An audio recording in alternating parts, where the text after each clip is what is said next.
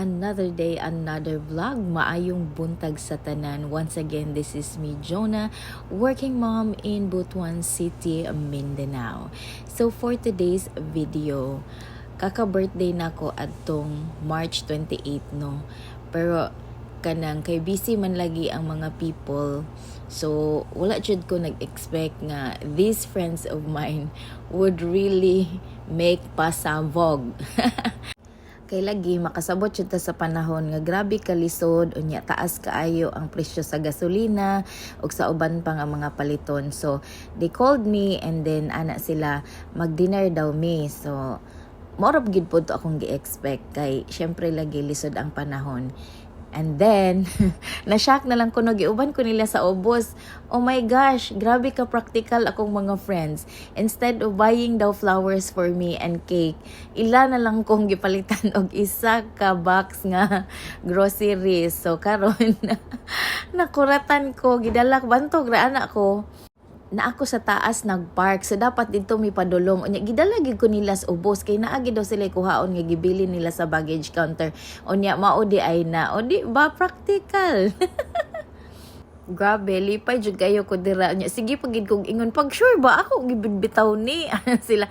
Imo lagi na. Unya mo to, nalibo kay normally pag mangaon gid mi sa gawas. Pag manguli na, ginahatod ginanako sila door to door. So, after sa pagpangaon, dapat gid sa taas na may padulong. Sige gid sila insist na lagi may gibilin sa ubos. So, nag-expect sad ko nga mga bagra nila. So, mauto, nakitaan na gid nako. O, diba? Pag uli nako, o, diba? Nagkabiba. Has kang bugata ang box. O, so, karon mag-unboxing ko. So, tanaw na to, pero lipay jud kaayo ko. Salamat gid kayo sa akong mga maring BFF. Daghang salamat sa paghuna-huna sa kalisod sa panahon. Mao gid ni inyong nahuna-hunaon. O di ba practical nga regalo. So, salamat kayo mga maring BFF. Mga maring BFF kay ako na silang mga godparents na sila sa akong eldest child.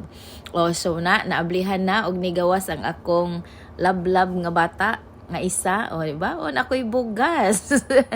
Bugas. O niya, o diba? Nag-apil-apil na akong junakis dira. Na ay tuyo og suka. Na ay chucky and chocolate nga para kang liyam. And then, daghan pagid ng uban-uban diha, diba? O di ba ingon ana na toothpaste o yun ana ka mangyun ahon-naon akong mga friends o na ay minola nga oil o na pag-iisa ka bugas so bali nahulog